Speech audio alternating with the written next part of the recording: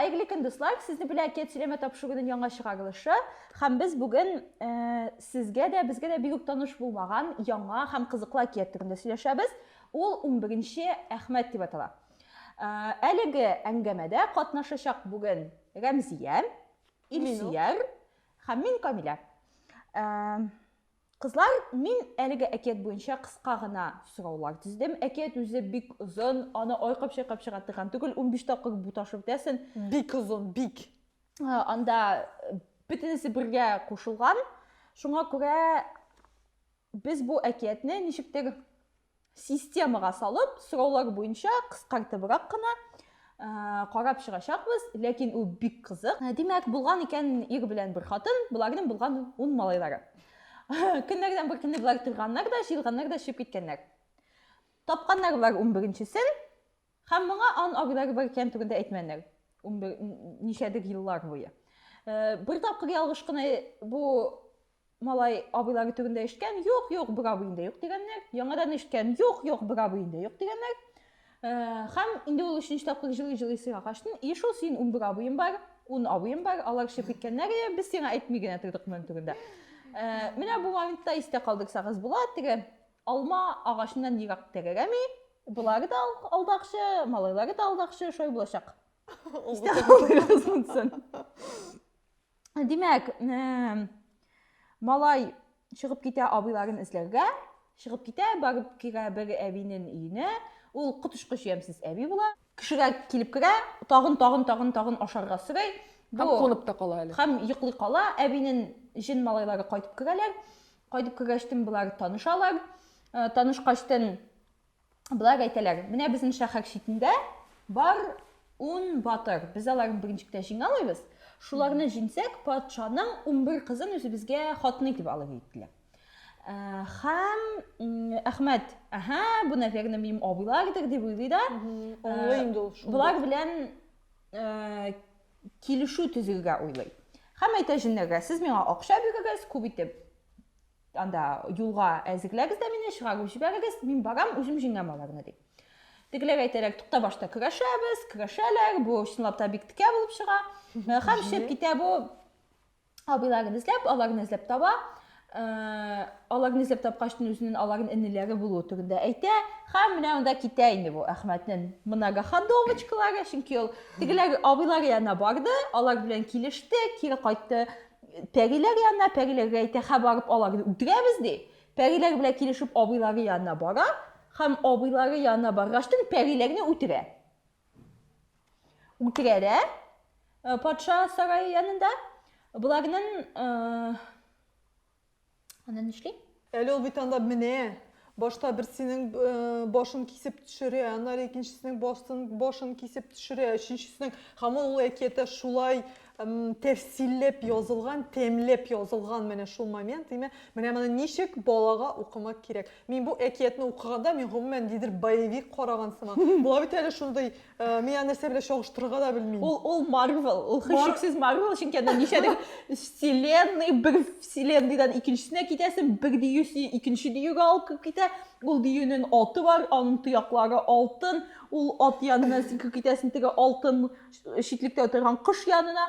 Ул кышны алдым гына дигәндә, теге атны әле ниндидер яллары алтын булып чыга, анда сигнализация да бар, анда нәрсә генә юк бу әкиятә. Бу әкият. Күрәсезме, Камилә инде сөйләде, берәйбер аңламадыгыз сез, диме?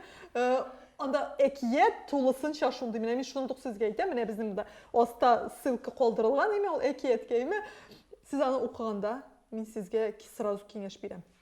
Яныгызда беркемдә булмасын. Алар бер сирәскә комачауламасыннар. Ике җөмләне генә төшереп калдырсагыз, сез әкиятнең мәгънәсен аңламаячаксыз.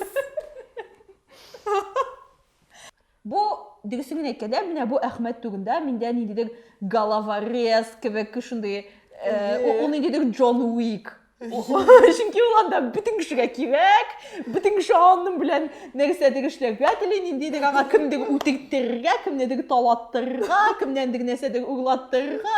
Менә узган чыгарылышларда Камилә бик каты сөйләгән иде, Ой, бу әкият минде, нәрсә инде монда? Менә бу әкият. Менә бу әкият. Әкият ише. Дұрысымен әйткәндә, мин буны шундай вот роман оқыған шикелле оқыдым. Мин былай утырам, төнлә ноутбук каршысында. Вау! Bu əkiyyət məsələn anda yazılan tatar xalq əkiyyəti deyənimi, əmmə mində toda şunday sırau, bu şundan da tatar xalq əkiyyətimi. Bizning tatar xalqı şundan da şunday süjetlər düzü olamı? Миңа калса, бу чынлап та татар халкы әкияте, Шимкәйдә искә төшерик Акбүгене. Акбүгедә шулай ук катлаулы һәм кызыклы сюжет. Гөлчәчәккә без әле барып җитмәдек. Ләкин ул да катлаулы һәм кызыклы сюжет. Әйе, моның кадәрле үк винегрет түгел, ләкин шул ук вакытта кызыклы. Һәм миңа калса, бу да һаман да шул мин яраткан тема инде. Теге хәзерге заманның бармактан сугып чыгарган, тузга язмаган әкиятләре түгел, нормальный әкият укыйсың. Вау! Юк, мин ризалашам, менә бу әкиятне язган авторны минем халык сөйләшәсем килә. Халык язган. Аны бит инде халык яз. Бәлки аншынан да халык язгандыр. Безгә татар киноларында халыкка әйтергә кирәк, халык төшерә башласын. Ялкынга килегез төшерәбез. Берсе башлап, икенчесе үзенекен өстәп, Әйе, өченчесе тагын һәм шулай өстәп. өстәле. Шуңа шундый кадәрле буталчык аңлашылмаганлыклар килеп чыккан. Миңа калса, алар аны соңыннан соң бөтен килеш укып та карамаганнардыр. Кая исте калдырып торасың аны? Бу җеннәр белән бөтен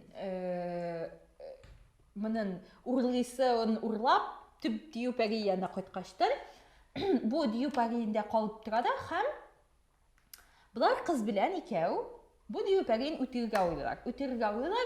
Һәм менә монда пикап дәресләре башлана, кызлар, егетләр, тыңлыйбыз. Монда вау! Һәм истә калдырабыз.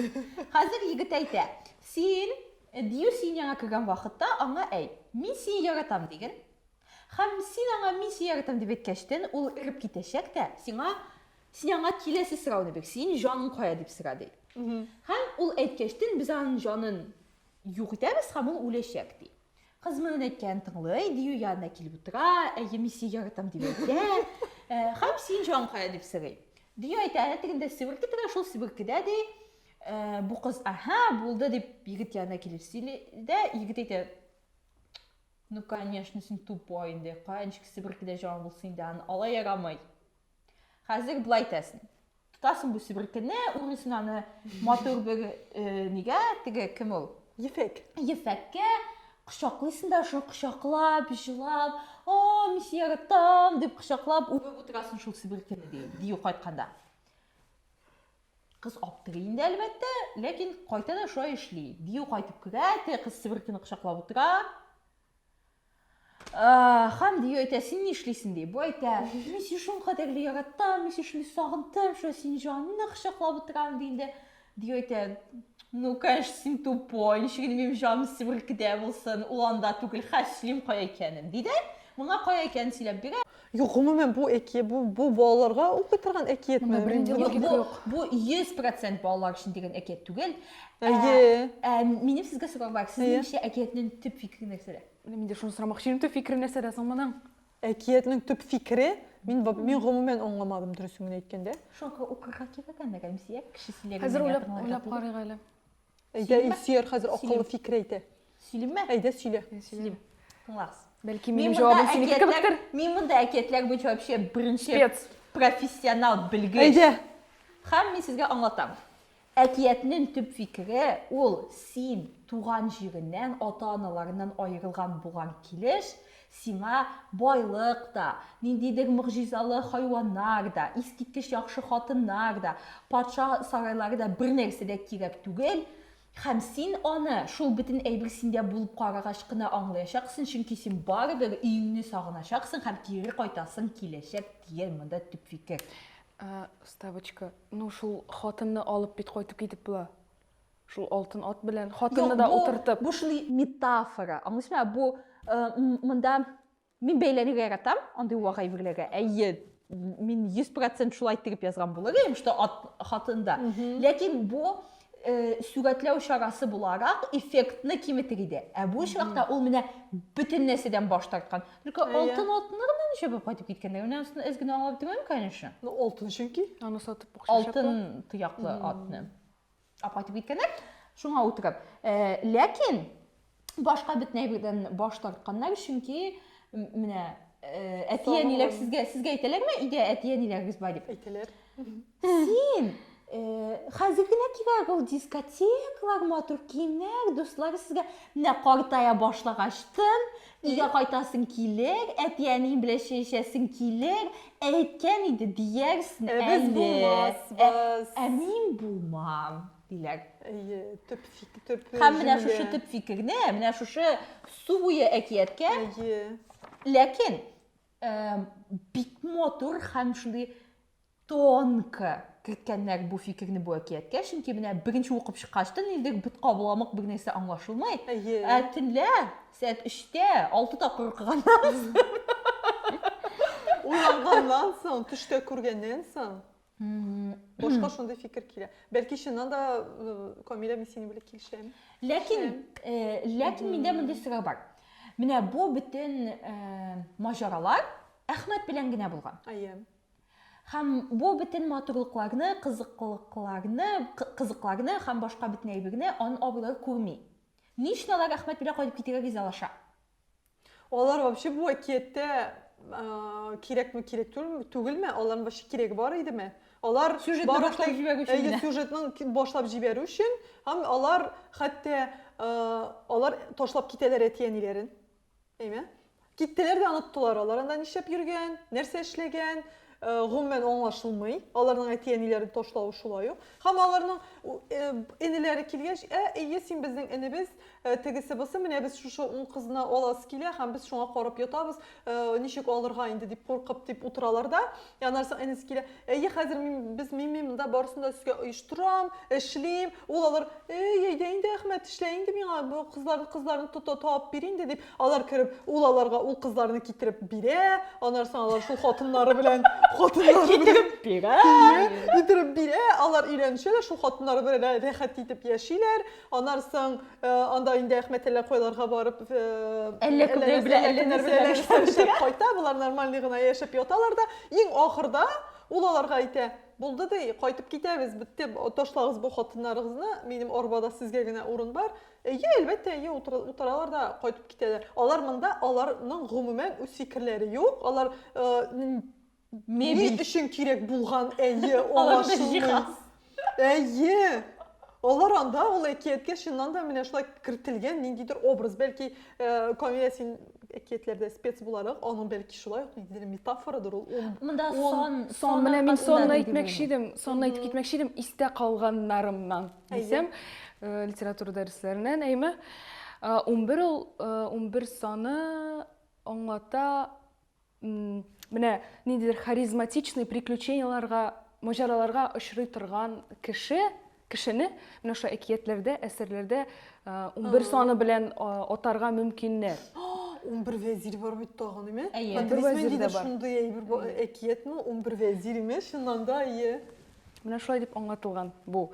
Бит Әхмәт шуннан да шулай күп төрле маҗараларга очрый. Нәрсәгә эшләмәгән? Шундый кызыклы моментлар аның белән генә була, башка кешеләр белән булмый.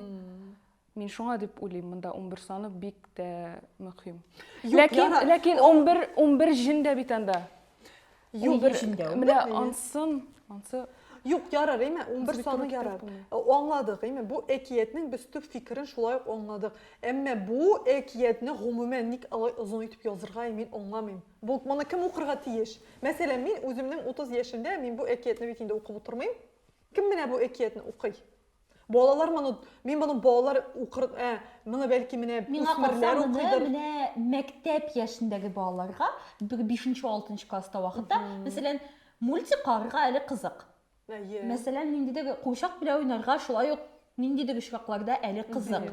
Һәм менә шундый вакытта теге юмор икмәк шикелле ниндидер бик туры сюжетлы, гади генә әйберләр туйдырган вакытта менә моны укырга миңа калса чынлап та кызык һәм бәлкем кайсыдыр очракларда әтиәниләрдә ниндидер сораулар биреп, алар белән киңәшләшеп, монда ниндидер ким дигәндә фантазия өчен бу 100% кызыклы. Менә кечкенә балаларга мин моны укырга гомумән киңәш итмим. Монда хәтта менә хәзер бар шундый мультфильм Сиреноголовыймы? Или ул героймы, нәрсә ул? Ишеткән. Сез белмисез Мен бе? оны ишетмәдем мин. Сиреноголовый. Сирена. Ана кычкырып тора. Менә минем бала. Име, ул аңа кызык. Ул мультфильмнарны карый, аның белән бәйле әйберләрне карый, име. Әмма йокларга яткач ул курка, ул елый. Мин ди уйлыйм, мин ди куркам ди төнлә, мине сиреноголовый килеп алып китер ди. Менә беләсезме сез?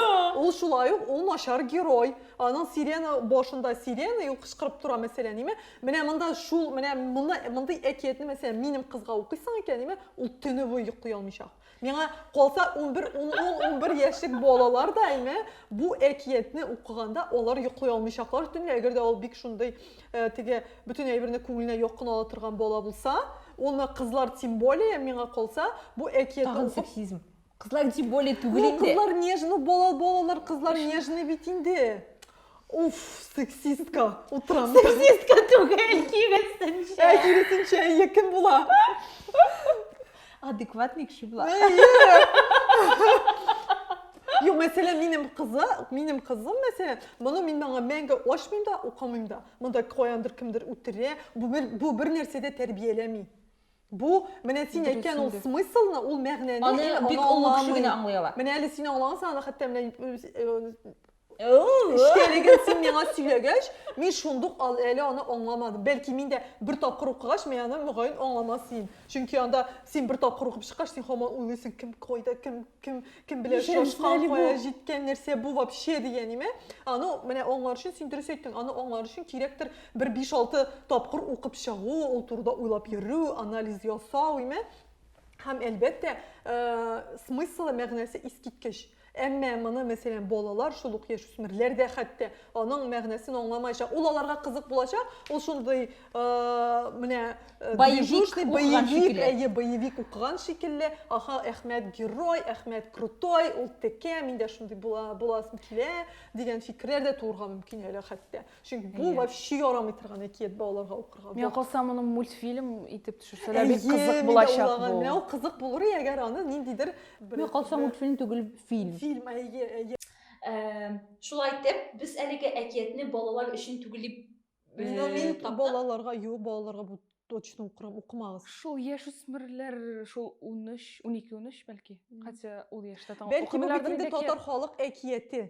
Ул заманнарда бәлки теге кинолар төшерү мөмкинлеге булмаган бит инде. Кемнеңдер фантазиясе, теге пишәм базарлар шикелле урыннарда бәлкем спектакль дип уйнанылган, шул әкиятчеләр сөйләгән әйбер булгандыр инде ул заманда, һәм шуңа күрә аның мәгънәсе дә шундый зурлар өчен аңлаешлы һәм зурлар өчен әһәмиятле дип уйлыйм мин.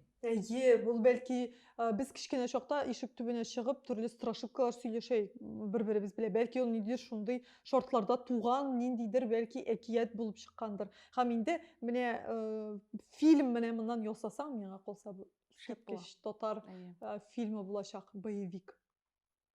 Балаларга да кызык булачак. Ул яшьтәгеләр. Яшьләргә инде. Шулай итеп, дуслар, әлеге әкият турында без сөйләштек. Иң беренче сорау сезгә. Бу әкиятне укыганыгыз, аның турында ишеткәнегез бар идеме? Бәлкем башка телләрдә шуңа охшаш әкият күргәнегез бардыр. Әлбәттә, теге үрдәк, Кощей Бессмертный, ансы аңлашыла, аның белән нидер параллель үздерергә мөмкин, ләкин хайран үзенчәлекле һәм кызыклы сюжет дип саныйбыз без бу әкиятдә. Һәм сез безнең белән килешәсезме, юкмы, һәм үзегезнең балаларыгызга әлеге әкиятне укыр идегезме? Һәм әгәр дә беренче тапкыр ишеткән булсагыз, ничә яшь сезгә кызык булдымы сезгә әлеге әкият турында тыңларга? Безгә моның турында фикерләрегезне языгыз. Без сезнең белән сау булашабыз. Пока!